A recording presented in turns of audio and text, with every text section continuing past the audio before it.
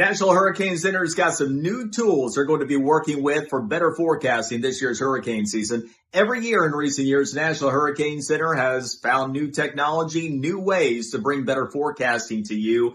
This year, they've got 6 new tools, one of the biggest inland advisories. Who would have thought prior to Hurricane Helene last year, you'd have a major hurricane hit the Gulf Coast of Florida, the biggest damage would be in the North Carolina mountains, but that's exactly what we saw. So going forward, National Hurricane Center is going to have fully color-coded inlet advisory. So people are really clear on what the advisory risk is wherever they happen to be in the path of a storm.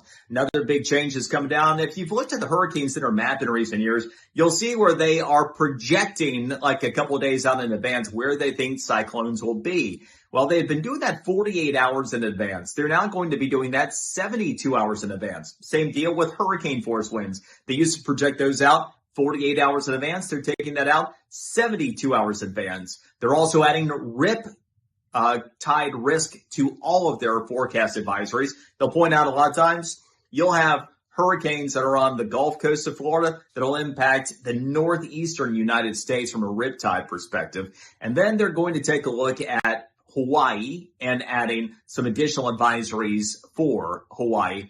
One of the big ones that is coming down, the cone itself. People always like to take a look at the cone. If you've noticed, it keeps getting smaller. And that's because the forecasting keeps becoming more accurate. The Atlantic cone is going to be shrinking by another 3 to 5% this year. That's how much more accurate the Hurricane Center said they are than even this time last year. And the Pacific, that's even more accurate. The Pacific cone is going to shrink by 5 to 10%. So those are all among the Hurricane Center's technology enhancements heading into hurricane season this year.